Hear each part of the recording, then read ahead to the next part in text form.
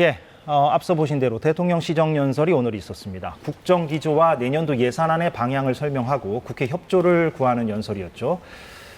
이번 연설에 대한 평가는 여야 간에 엇갈리고 있습니다. 대통령 시정연설과 당내 현안들 그리고 총선 전략까지 짚어보기 위해서 오늘 더불어민주당 홍익표 원내대표를 만나보려고 합니다. 국민의힘 윤재욱 원내대표에게도 저희가 인터뷰 요청을 해놓은 상태라서 그 일정도 조율을 해보도록 하겠습니다. 자, 홍익표 원내대표 제 옆에 나왔습니다. 어서 오십시오. 네, 반갑습니다. 예, 오늘 대통령 시정연설이 있었는데 며칠 전에 그 여야 원내대표 간의 이른바 신사협정이요. 예. 그게 있어서 이제 본회의장이나 상임위장에서 이제 피켓 안 들고 네, 고성과 야유 막말 이런 거 안 한다. 예, 그렇습니다. 그래서 오늘 그런 건 없었더라고요. 예, 그렇습니다. 예. 근데 이제 그 들어가는 그 입구 쪽에는 이렇게 피켓 시위를 네. 하셨고. 그럼 뭐 처음부터 서로 양해된 사항이었습니다. 아, 왜냐하면 그렇습니까? 네. 그 처음에 이 신사협정 관련된 논의를 할 때 회의장 내에서의 질서였고요. 로텐도어를 비롯한 제가 그때도 얘기했어요. 로텐도어를 비롯한 뭐 상임위 회의장 앞이나 이런 경우에서는 표현의 자유나 정치 활동의 자유가 분명히 보장되는 공간이니까 거기서는 뭐 서로 간에 무엇을 하든 크게 관여하지 말자 이렇게 얘기했습니다. 예. 대통령이 시정연설 하기 전에 이제 간략하게 그 사전 환담이라는 걸 했는데 네. 그 원내대표께서도 거기에 참석을 하셨었죠. 네, 참석했습니다. 좀 분위기가 어땠습니까? 분위기는 차분했습니다. 일단 뭐 대통령께서 그 시정연설 작년 같은 경우에는 그 전날 우리 당사를 압수수색을 했죠, 검찰이. 아, 그랬나요? 예. 그 바람에 이제 사실 우리가 불참하고 보이콧하게 됐는데 올해는 이제 그런 일은 없었고 또 신사협정도 맺고 해서 먼저 모두 공개적으로는 의장과 그 대통령 두 분은 공개 발언을 했고요. 나머지 당 대표들은 돌아가면서 비공개로 발언을 했습니다. 전체적으로 기조는 야당 대표들, 그러니까 우리 당 대표와 정의당 대표는 민생에 좀 주력해달라. 국민들의 삶이 좀 너무 어렵다. 그리고 정의당 대표께서 12구 참사와 그 오송 참사 얘기하면서 좀 피해자들의 손을 잡고 그분들을 좀 위로해주면 좋겠다 이런 말씀들을 하셨습니다. 예, 그 원내대표들은 발언 기회가 있었습니까? 원내대표는 그 이후에 그 시정연설 이후에 간담회가 또 1시간 이상 있었습니다. 아, 예. 상임위원장들하고 같이.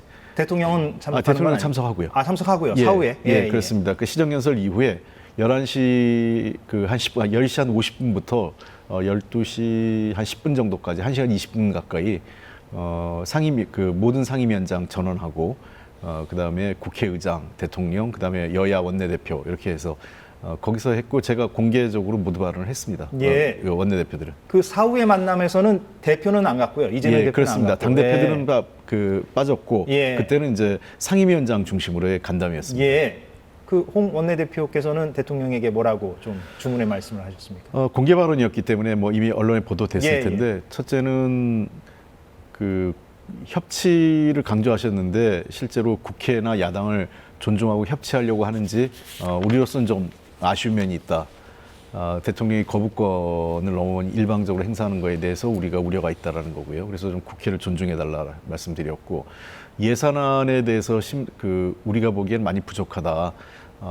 서민들이 그 소위 물가나 금리 또 유가 등으로 굉장히 어려움을 겪고 있는데 예. 그런 민생을 제대로 담지 못하고 있고 또 R&D 예산 삭감이나 청년 일자리 관련 예산 등이 다 대폭 삭감되면서 또 기후위기나 인구구조 변화 예산도 뚜렷하게 대책이 없어서 미래를 준비하지 못하는 예산이다. 그래서 그런 예산안에 대해서 국회에서 심사할 때 국회 심사 권한, 여야가 협의할 수 있는 권한을 대통령실이 존중하고 인정해달라 이런 말씀들을 드렸습니다. 예.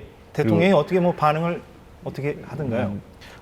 제 말씀에 직접 한 건 아니고요. 저도 또 12구 참사 포함한 오송 참사 유가족분들하고 같이 좀 대화를 했으면 좋겠다, 위로하면 좋겠다 얘기를 했는데 상임위원장들의 말씀을 다 듣고 나서 대통령께서 오늘 말씀을 하여간 잘 유념해서 국정 운영에 반영할 수 있도록 노력해 보겠다라고 원론적인 답변을 하셨습니다. 그 사전 환담에서 이제 이재명 대표가 네. 그 대대적인 전환을 정책과 예산에서 대대적인 전환을 해달라 이런 주문의 말을 했고 네. 거기에 대해서 이제 대통령이 어떻게 반응을 했냐라는 기자들의 질문에는 이재명 대표가 별 답을 안 하고 그냥 웃기만 했는데 예. 같이 계셨으니까 대통령 반응이 그때 뭐 특정한 발언이 있었습니까? 아니면 뭐 특정한 발언이 있지는 않았습니다. 대통령께서 하여간 원론적인 우리 이재명 대표 외에도 이정미 대표 또 김기현 대표 다 얘기를 했고 또 오부 그 헌법기관 내 장들이 기관장들이 다 한 말씀씩 하셨거든요. 전체의 의견을 듣고 잘 알겠습니다 정도로 마무리했습니다. 사실 이번에 그 오늘 대통령이 이제 국회를 방문한다고 했을 때 언론에서는 이제 이재명 대표와의 만남 부분에 아무래도 좀 주목을 했던 측면이 큰데, 근데 예. 워낙에 이제 많은 사람들과 만났기 때문에 뭐 짧게 뭐 예. 깊숙이 뭐 대화가 오간 건 아닌 것 같고, 예. 뭐 악수는 뭐 한 모습은 제가 봤습니다만, 예. 글쎄요. 그래서 좀 뭐랄까요, 그 3자 회담도 지금 뭐 특별히 대통령실에서는 이렇다 할 뭐 하겠다 안 하겠다 반응은 없는 거 아닙니까 아직까지는? 그렇습니다. 예. 그런 측면이 대단히 아쉽죠. 저희로서는. 그러니까 여러 차례 지금 우리 당 대표가 제안을 했고, 처음에 대통령과의 양자에서 뭐 필요하면 김기현 대표를 포함한 3자까지 저희가 수정 제안을 했는데 아직 확답이 없습니다. 물론 예. 뭐 내부적으로 제가 여러 경로를 통해서 대통령실 관계자하고 얘기를 해보면 조금은 지난번 과거에 비해서는 조금 더 전향적으로 검토하고 있다 얘기는 나오는데 아직까지 답을 주지 않고 있고요. 그래서 저는 그 대통령과 야당 대표 또 국회의 어떤 그 상임위원장들하고 만남이 좀 일상화됐으면 좋겠다 생각합니다. 특별한 이벤트가 아니라 늘 만나서 대화하고 늘 만나서 그 서로 간의 그 이야기를 거리낌 없이 전달할 수 있는 그런 정치 문화가 필요하지 않을까. 실제 미국 백악관에서 제일 중요한 거는 늘 의회 지도자들을 초청해서 뭐 차를 한잔하든 식사를 같이 하든 대화하는 게 뭐 특별한 이벤트가 아니라 일상적인 일이거든요. 예. 네. 일부 언론에서는 그런데 대통령 시정연설을 들여다보면 지난해와 달리 그 문재인 정부, 전 정부 언급이 거의 없어서 그건 좀 뭐 달라진 부분이다. 그리고 일각에서는 뭐 일부 보도긴 합니다만 확인된 건 아니고 대통령이 직접 뭐 초고를 고쳤다는 얘기도 나오고요. 뭐 그 부분은 좀 그거는 뭐 제가 확인할 수 없으니까. 예. 근데 아무튼 전 정부 언급이 좀 없는 부분은 조금 달라진 부분이라고 좀 보십니까? 어떻습니까? 제가 오기 전에 기자간담회 했는데요. 예. 그 부분은 미처 말씀 못 드렸는데 두 가지, 그 부분을 포함하면 두 가지가 달라졌는데 예. 첫째는 말씀하신 대로 전 정부 탓은 없어졌고요. 그다음에 두 번째는 뭐 불필요한, 그러니까 이 시정연설과 무관한 무슨 이념적인 얘기, 뭐 좌파 세력이라든지 뭐 급진 세력이나 이런 식의 뭐 소위 야당이나 야권 지지자들을 자극할 만한 표현은 이번에 사용하지 않았기 때문에 예. 그런 측면에서는 나름 뭐 그 대통령실도 야당과의 뭔가 협치나 대화에 대한 고민을 했던 것 아닌가, 내용을 그 원고를 쓰면서 제가 보기엔 그렇습니다. 예. 일단 일부 뭐 평가할 부분을 좀 언급을 해주셨는데 네. 잠깐 그 대통령이 오늘 했던 그 연설 내용을 보고 나서 한번 반론 차원에서 홍 원내대표의 이야기를 들어봤으면 좋겠는데요. 예, 준비한 게 있죠? 최근 국제통화기금은 우리나라의 건전 재정 기조를 옳은 방향이라고 호평하였고, 이에 따라 국제신용평가사들도 대한민국의 국가 신용 등급 유지에 가장 중요한 요인으로 재정 건전화 노력을 꼽았습니다. R&D 예산은 향후 계속 지원 분야를 발굴하여 지원 규모를 늘릴 것이지만, 일단 이번에 지출 구조 조정을 통해 마련한 3조 4천억 원은 약 300만 명의 사회적 약자와 취약계층을 더 두텁게 지원하는 데 배정하였습니다. 예, 뭐 여러 말을 했지만 건전재정 계속 간다. 네. 예, 그리고 사회적 약자를 뭐 두텁게 지원하겠다. 뭐 이런 기조를 오늘도 강조하고 설명한 것 같아요. 여기에 예. 대해서 좀 반론을 주신다면 어떻게 주시겠어요? 일단 건전재정이란 말 자체가 적절치 않습니다. 그러니까 정확하게 얘기하면 긴축재정이죠. 우리가 일반적으로 쓸 때. 예. 그러니까 정부가 지금 예산을 굉장히 긴축적으로 쓰이는 건데, 건전재정이라는 거는 그럼 재정 상태가 좋아져야 되는데 사실은 재정 상태가 계속 나빠지고 있습니다. 그러니까 일종의 악순환인데, 금년에 60조나 세수가 부족해지지 않습니까? 당초 예상했던 것보다. 그 원인은, 가장 큰 원인은 법인세와 그 초부자들에 대한 감세, 소득세 감세를 한 게 직접적인 요인이었고요. 또 그에 따른 경기가 나빠지니까 부가세라든지 다른 세금이 줄줄이 안 들어온 거거든요. 원인을 보면 지금 정부가 악순환에 빠졌다. 긴축 재정과 경기 침체. 왜냐하면 작년 다른 나라들, 이 미국도 그렇고 EU의 대부분의 국가들이 어떤 조치를 취했냐면 코로나 이후에 다가올 경제적 불확실성 때문에 재정적 여력을 확보하는 데 주력했습니다. 뭐 직접적으로는 증세를 했고 최소한 증세가 아니더라도 다른 여러 가지 그 방법을 통해서 정부가 재정적으로 경제 상황에 대응할 수 있는 수단을 마련하는 데 초점을 맞췄어요. 예. 근데 우리나라 정부가 반대로 갔었던 겁니다. 우리 굉장히 야당이 우려를 했는데 윤석열 정부는 거꾸로 간 거죠. 그래서 그냥 세금을 더 늘리는지 않아도 좋은데 그대로 감세를 하면서 실제로 자기들의 재정적 수단이 없는 거죠. 그러니까 지금은 감세에 따른 경기 침체, 그러니까 낙수 효과는 전혀 기대할 수 없다라는 게 이미 수년 전에 확인이 됐음에도 불구하고 감세를 하면 낙수 효과가 있을 거라고 생각했지만 전혀 아니었고요. 그러니까 경기는 나빠지고 세수는 줄어들고, 그러니까 정부가 쓸 돈은 없고, 그러니까 건전 재정을 하기 위해서는 어떻게 해야 되겠습니까? 지출을 줄일 수밖에 없는 거죠. 그러니까 지출을 줄인다고 하면서 사회적 약자를 더 두텁게 보호한다는 것은 앞뒤가 안 맞는 얘기입니다. 그러다 보니까 R&D 예산을 줄여서 사회적 약자를 지킨다, 이 얘기가 좀 아이러니한데, 그러니까 미래를 포기하고 지금 당장의 돈을 쓰겠다는 거죠. R&D는 우리 사회의 미래를 대비하는 매우 중요한 예산인데 이 예산을 줄여가면서 사회적 약자를 지킨다? 이것도 저는 좋은 방향은 아니라고 생각을 합니다. 근데 이게 참 그 긴축 재정이냐 아니면 지금 재정 확대가 필요한 것이냐, 이거는 참 근본적인 철학 차이라고 볼 수도 있고, 워낙에 이견이 있고 평행선을 달리고 있어서 네. 사실 추경을 해야 되느냐 말아야 되느냐도 지금 완전히 지금 반대의 입장 아닙니까? 네. 여야 간에. 글쎄요, 이게 뭐 예산 심사 과정에서도 계속 뭐 충돌이나 이견은 있을 것 같고, 예. 뭐 어떡합니까? 뭐 제가 뭐 대안을 말씀해 달라는 건 아니십니다만. 예, 뭐 서로 간의 입장이 좀 다른 건 분명합니다. 예. 근데 정부가 지금 스스로 반성해야 될 거는 본인들이 감세를 해서 그러면 경기가 활성화된다라고 하는 것은 지금 실패로 끝났잖아요. 그러니까 그러다 보니까 다른 핑계를 댑니다. 대외 환경이 너무 나빠졌다. 그게 일종의 실력 없음이죠. 그러니까 예를 들면 그 수험생이 시험 공부 열심히 했는데 성적이 안 나왔어요. 나는 열심히 했는데 시험 문제가 선생님이 시험 문제를 이상하게 냈어. 이렇게 얘기하는 거랑 마찬가지거든요. 그러니까 결국은 그 결론적으로 얘기하면 어쨌든 정부의 경제 정책은 실패했고, 그로 인해서 세수도 더 줄어들게 됐고 경기 침체가 되고, 원래 정부가 금년도 경제를 상저하고, 그러니까 하반기에 높아진다고 했지만 상저하저로 나왔지 않습니까? 하반기에도 계속 낮고, 지금 더 우려가 되는 건 내년 상반기도 나쁠 거로 우려가 되고 있어요. 그러니까 그렇게 된다면 정부의 정책 기조가 바뀌어야 되는 거죠. 근데 정부가 그걸 인정하지 않고 있는 건 매우 유감스럽습니다. 정부는 계속 그 부채 부분을 강조하지 않습니까? 지금 예. 정부 부채가 너무 많은데 경기 살리겠다고 돈을 더 쓸 수가 있겠느냐? 뭐 이걸 지금 계속 강조하고 있는 것 같고, 뭐 민주당은 물론 또 뭐 지금 말씀을 주시겠지만 기준이 다른데요. 자꾸 이제 정부 부채가 늘어났다는 얘기를 예. 강조합니다. 근데 우리나라 정부 부채가 이 문재인 정부 때 늘어난 건 맞지만, 문재인 정부가 특별하게 방만하게 예산을 쓴 게 아니라 코로나라는 특수한 상황을 봐야 되는 거죠. 코로나 시기에 우리나라가 재정 적자가 가장 적게 늘어난 나라입니다. 다른 나라는 우리보다 더 많이 늘어났죠. 그리고 두 번째, 정부가 재정 적자 규모가 늘었다고 얘기하는데 그거는 어느 나라나 준 나라는 없습니다. 재정 적자 규모가요. 부채 재정 적자가 늘어나는데 소위 재정 건전성이라고 할 때에는 GDP 대비하지 않습니까? GDP 대비할 때 아래 분모가 커지면 위에 분자가 늘어나는 것보다 아래 분모, 그러니까 경제 성장률이 늘어나면 재정 건전성은 개선되는 거거든요.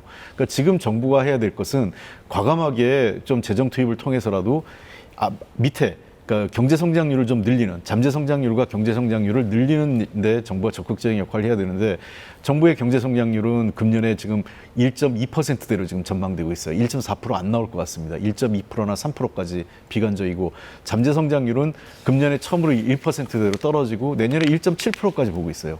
그렇다면 특단의 대책이 필요한 거죠. 이렇게 가면 일본식 장기 침체 불안 경기 이런 쪽으로 빠질 수 있기 때문에 예. 저는 매우 경제 정책의 구조적 전환이 필요하다 생각합니다. 근데 제가 좀 뭐 대안이 없이 계속 어떡합니까라고 묻는지 모르겠으나, 지금 이렇게 재정 정책이나 경제 정책을 둘러싸고도 이렇게 평행선이고, 또 오늘 윤석열 대통령과 이재명 대표 간의 어떤 유의미한 대화가 깊숙하게 오갔다고 보기도 힘들고, 또 다음 주에 지금 쟁점 법안인 노란봉투법이라든가 예. 방송 3법 개정안, 그거 지금 민주당은 그대로 처리하겠다는 입장 아니겠습니까? 그렇습니다. 근데 그것이 또 대통령이 거부권을 행사할 것이다라는 관측도 많고요. 네.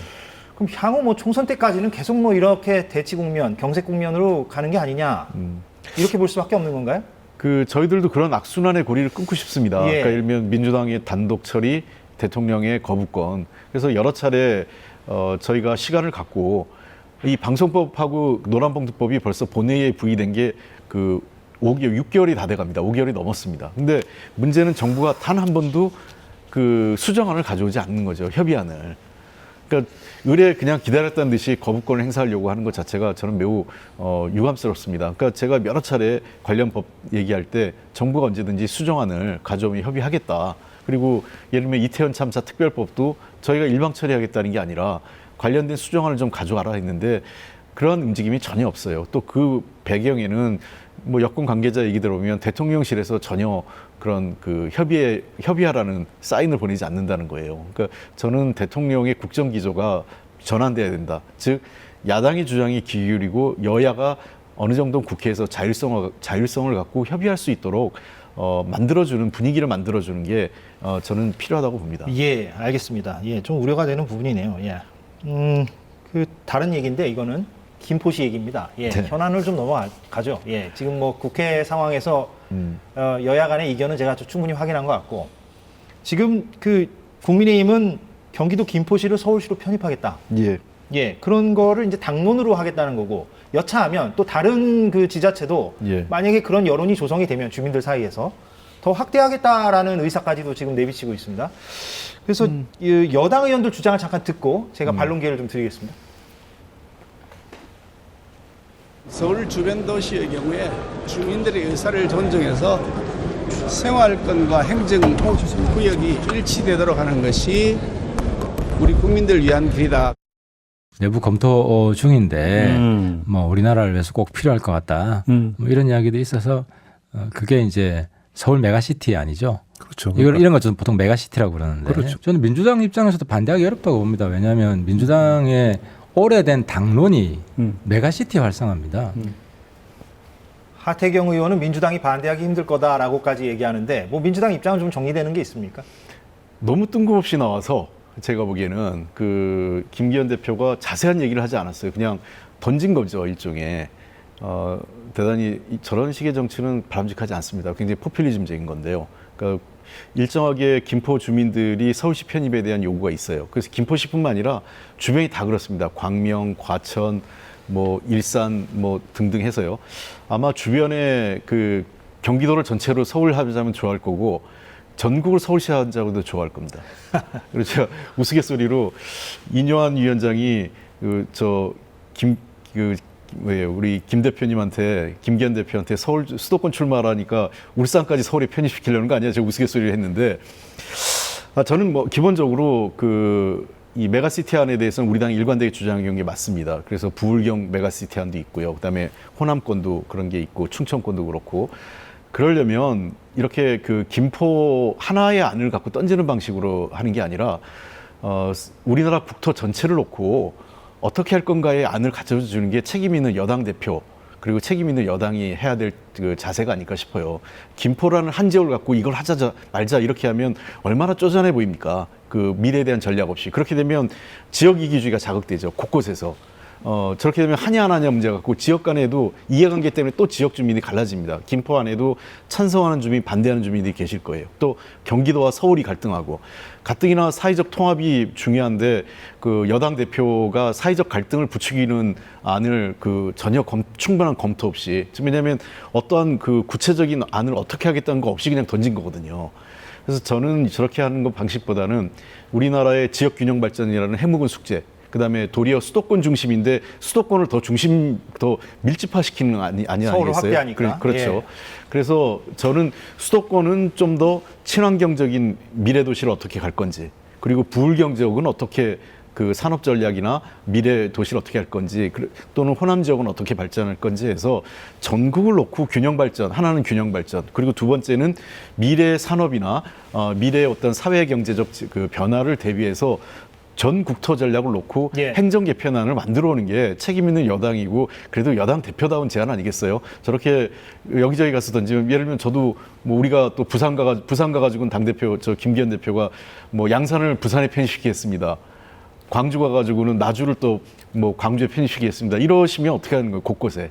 저는 그 제안 자체는 우리가 좀 더 신중히 검토해 볼 만은 아니겠지만 그 제안하는 방식이 너무 뜬금없고 뭔가 포퓰리즘 방식으로 도리어 지역 갈등을 촉발하는 방식으로 제안하는 거는 매우 적절치 않다 생각을 합니다. 예, 어떤 부분에서 지금 우려의 말씀을 하시는지 제가 이해가 됐는데 그런데 그것과 별개로 언론이나 혹은 여당에서는 민주당 입장이 뭐냐 이거를 자꾸만 압박성으로 물어볼 것 같기는 합니다. 아니, 조만간 정리해서 예. 제가 아까 제 입장에 말씀드린 거 있잖아요. 그러면 예. 저희는 아직 뭐 충분하게 협의는 안 했는데 제 개인적인 생각, 제가 지금 그 안을 갖고 정책위에 그 논의를 해보라고 그랬는데요. 예.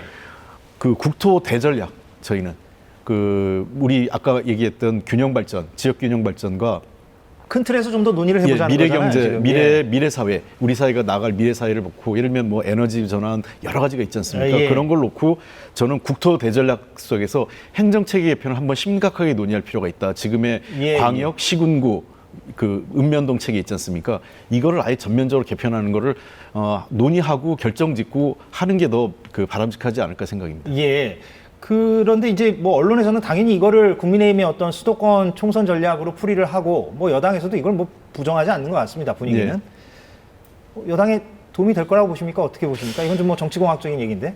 글쎄요, 뭐 도움이 되니까 던졌겠다고 생각을 하는데 단기적으로는 선거에 몇 표도 올지 모르겠지만 이로 인해서 생기는 사회적 갈등이나 지역 갈등, 그다음에 정치 불신, 그러니까 예를 들면 지키지 못할 공약을 그냥 던지는 거거든요. 예. 그런 사회적 비용을 감안하면 중장기적으로 우리 정치권 그리고 직접적으로는 지금 여당이니까요. 정부 여당에 부담이 될 겁니다. 저런 식으로 정치하면 안 됩니다. 예. 모범 답안을 주신 것 같은데 그래서 유리하지만은 않을 것 같다. 예, 그렇습니다. 그렇게 보십니까? 예. 예. 단기적으로는 유리하지만 장기적으로 보면 몸에 독이 되는 약이 될 거라고 생각합니다. 예. 민주당 얘기를 좀 해보죠. 예. 알겠고요. 예. 지금 국민의힘은 인요한 혁신위가 가동 중인데 민주당은 총선 기획단이 곧 출범한다는 보도가 나오고 있는데 이거 뭐 언제 출범합니까? 빠르면 하여간 이번 주 아니나 늦어도 다음 주 초에는 출마할 얘기입니다. 인선이 다 됐습니까? 예, 어느 정도 한 90%는 인선이 돼 있습니다. 몇 명, 뭐 언론 보도 보니까 한 15명 뭐 얘기가 나오는데. 예, 15인 내외인데 제가 지금까지 확인하는 건 한 13인 정도 확인했기 때문에 예. 나머지 2명을 좀 찾고 있는데요.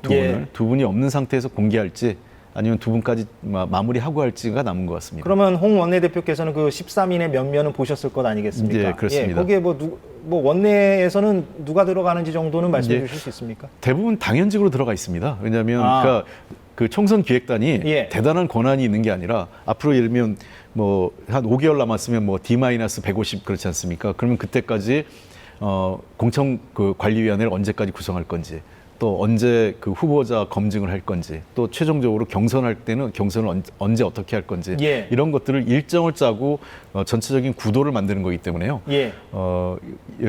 대개 우리 주요 당 실무당직자들, 당에 있는 의원들 중에 실무당직을 맡고 있는 사람이 당연직으로 많이 들어가 있고, 외부에서 그런 것들을 좀 조언해주고 우리 당을 이해할 수 있는 분들이 같이 들어가 있습니다. 외부에서는 지금 한 몇 명 들어가 있습니까? 13명 중에. 외부에서 한 5분 정도 있고요. 외부에서 예. 추가적으로 한 2분 더 들어올 거기 때문에 예. 한 7분 정도 되지 않을까 생각됩니다. 예. 거기에 조정식 사무총장도 당연직으로 들어가는 겁니까?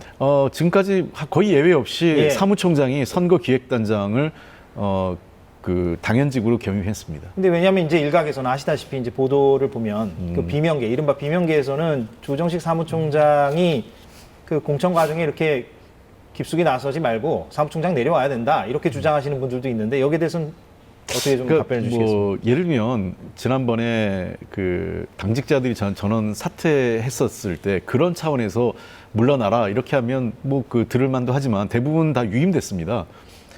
정책위 의장 한 명 바뀌었다고 하는데 정책위 의장인 우리 김민석 의원님은 원내대표 출마를 하면서 자기가 진짜 다시 하라고 해도 안 하겠다 이런 분인 거고요. 그대로 유임한 상태입니다. 그런 차원에서 만약에 조정식 사무총장을 바꾸라 그러면 한번 들어볼 만하지만 조정식 사무총장이 무슨 대단하게 불공정하게 총선 관리를 하고 나중에 소위 정치적으로 다른 쪽에 있는 분들을 대거 숙청할 거다 인위적으로 그런 거는 저는 동의하기 어렵습니다. 왜냐하면 그분들이 더 잘하실 거예요. 조정식 사무총장만큼 공정하게 경청하는 분도 많지 않습니다. 예. 근데 이제 아까 김민석 전 정책위의장 사례를 드셨는데 또 송갑석 전 최고위원 사례를 보자면 송갑석 전 최고위원이 나가고 비명계죠, 이른바. 네. 근데 이제 친명계 인사가 그 자리를 이제 채워서 뭐 그거를 또 언급하지 예. 않습니까? 이제 비명계 쪽에서는. 아 근데 예. 저 김민석 위의장만 언급을 하셨길래 제가 이제 말씀을 드리는 박정현 건데. 지금 예. 그 지명직으로 됐는데요. 박정현 최고위원이 저도 잘 아는데 이분이 친명이라고 하기엔 좀 그렇습니다. 지금 언론에서 저도 친명이라고 그러는데 사실 저 언론에 보면 어디는 뭐 친낙, 어디는 뭐 친문, 뭐 어디는 김근태계 뭐 이렇게 다 써놔요. 친명까지. 그러니까 제 발언 하나를 놓고 그때그때 판단하는데 이분도 그렇습니다. 이분 환경운동하고 시민사회 활동 오래 한 분이고요.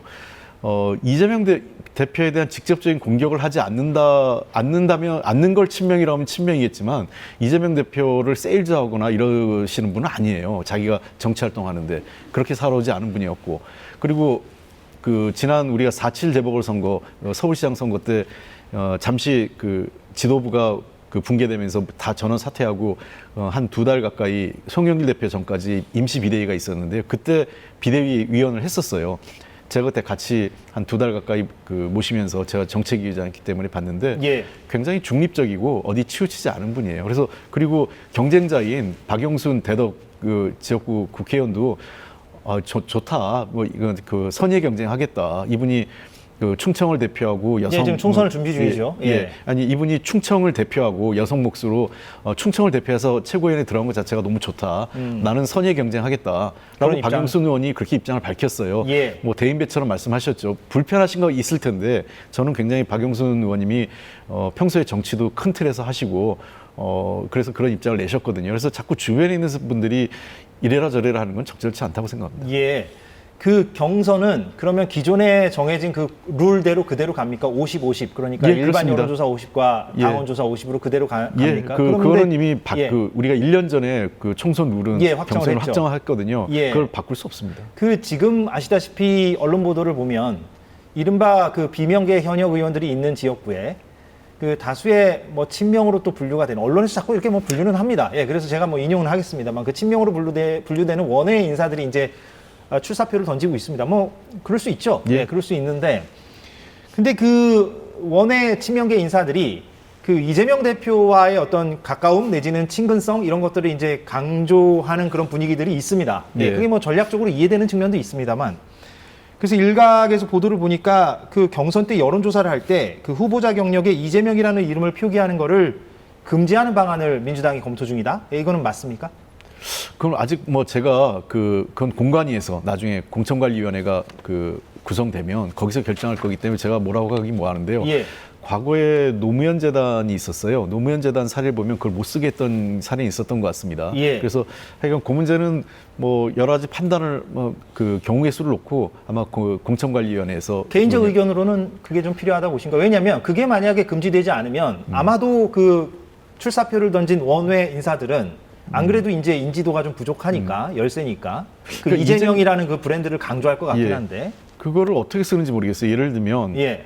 그 당의 당직은 당직으로 맡거든요. 예를 들면 뭐 이재명 당대표 특보 이런 거를 못 쓰게 돼 있죠. 예를 들면 뭐 당대표 특보 전 이렇게만 하지 특정 이름을 쓰진 않거든요. 예를 들면 저도 지금 그런 식으로 광고를 하고 있다는 거 아닙니까? 지금은 광고를 예. 하는데 예, 예. 최종적으로 할 때는 아마 쓰기 쉽지 않을 거예요. 그게 우리가 그런 경우가 별로 없었습니다. 저도 예를 들면 지난 문재인 대통령 때 예. 그 캠프 제가 수석 대변인 했는데 그때 그렇다고 문재인 대통령 후보 수석 대변인 이렇게 쓰지 않거든요. 그냥 그 당시에 제 19대인가요? 19대 대통령 후보 그 수석 대변인. 근데 금지하지 않으면 네. 그렇게 이재명이라는 삼음점을 쓰는 거를 뭐 막을 수는 없는 거 아닙니까? 아마 그런 논의가 있을 것 같아요. 합리적인 그 예. 판단을. 제가 지금 이 자리에서 된다 안 된다. 왜냐하면 제가 그 결정권자도 아니고 그 위원회에서 논의가 네. 되는데 과거에 그 저 여러 유사 사례를 보면 아마 큰 문제 없이 합리적 결정이 되지 않을까 생각을 합니다. 아, 그 방향으로 갈 것 같다. 뭐 노무현 재단 사례가 있었기 때문에 제가 예. 말씀드리는 겁니다. 예. 홍 원내대표께서도 그 방향이 맞다고 보십니까? 개인적으로 그 지나치게 제가 제일 싫어하는 게 특정인 팔아서 정치하는 거 별로 좋아하지 않습니다. 예. 왜냐하면 그 자기 사진보다 남의 사진 많이 거는 사람들 있잖아요. 그 옛날에 누가 저한테 그러더라고요. 제일 조심해야 될 후보가 어느 지역의 아들, 딸 얘기하는 사람 조심해야 되고 자기 이름보다 다른 사람 사진 많이 쓰는 사람 조심하라고 그랬는데 후보 정치인은 자기 경쟁력 갖고 그 국민들과 당원과 지지들한테 심판받는 게 맞다고 생각해요. 제가 이 대목을 좀 집요하게 여쭙는 이유는 이른바 언론에서는 뭐 자객 출마, 자객 공천 얘기를 하고 있기 때문에 그런 용어가 뭐 적절한지는 모르겠습니다만 근데 적절하지 않은 게 왜냐하면 자객이라고 할 때는 어떤 의도가 있어야 되잖아요. 예. 이재명 대표가 저 사람을 떨어뜨리기 위해서 당신이 가라고 하면 그 자객이 되지만 자발적으로 그렇게 하는 이거 거니까. 전부 다 자발적으로 갖고 예를 들면 원외위원장이 현역 의원이나 현역 위원장에 비하면 굉장히 불리합니다. 플래카드도 못 걸고 있고요. 예, 인지도도 떨어지고. 인지도도 떨어지고 그리고 현역 의원들 같은 경우는 후원금도 받고 사무실도 있고 그 보조한 인력도 많이 있지 않습니까? 그런 거에 비해서 원외위원장은 없죠. 저는 현역 의원이라면, 현역 위원장이라면, 특히 현역 의원 겸 위원장이라면 공정한 경선만 있으면 해주면 큰 불만이 없지 않을까 생각됩니다. 다만 자꾸 의원님들이 걱정하는 거는 공정하지 않을까 봐 걱정하는데 제가 여러 차례 말씀드립니다. 우리 당의 시스템에 따라 공정하고 투명하게 정말 그건 제가 제 모든 걸 걸고 관리하겠습니다. 제가 관리할 수 있는 입장은 아니지만 그렇게 할 수 있도록 제가 노력을 하겠습니다. 서초을에 이제 출마를 준비 중이시잖아요. 예. 기존의 지역구에서 이제 나오셔서 어떻게 보면은 민주당으로서는 불리한 지역에 자진해서 가겠다고 밝히시고 거기에 이제 출마하실 생각이신데, 근데 그 홍 원내대표의 그런 선택에 대해서 뭐 높은 평가들이 나오고 있습니다, 당연히. 근데 이른바 그 86세대들 다른 그 현역 의원들이 뭐 유사한 선택들을 좀 해줘야 되는 거 아니냐, 우상호 의원처럼 불출마를 선언하든 아니면 뭔가 어려운 지역구로 좀 가든 그런 목소리들이 있는데 어떻게 보십니까? 뭐 아마 그 선거가 우리가 좀 분위기에 따라 구도나 어떤 이 선거 상황 이런 것들이 고려되는 12월 말 내년 한 1월 한 중하순쯤 되면 여러 가지 유무형의 압력이 있을 수 있을 것 같아요. 저는 근데 그렇다고 무조건 다 갈 수는 없죠. 왜냐하면 당선되는 게 더 중요하고 근데 몇몇 분이 상징적으로 또 같이 해주시면 또 새로운 흐름을 만들 수도 있어서 꼭 죽는 게 아니라 또 같이 사는 길이 될 수도 있기 때문에 그런 의사를 밝히고 있는 이른바 86세대 의원들이 또 있습니까? 우상호 의원 말고? 뭐 현재까지는 제가 확인을 못 하고 있고요. 예. 다만 그런 거는 누가 하라 말라 하는 게 아니라 본인이 스스로 결정하고 그렇게 가는 게 맞습니다. 정치는 자기가 결정하고 그 결정에 자기가 책임지는 게 정치이기 때문에 그렇습니다. 알겠습니다. 예. 벌써 시간이 다 됐네요. 예. 예. 저도 누가 저보고 가라 그랬으면 절대로 안 갔을 겁니다. 알겠습니다. 오늘 인터뷰는 여기서 마무리를 하도록 하겠습니다. 더불어민주당 홍익표 원내대표였습니다. 고맙습니다. 감사합니다. 네.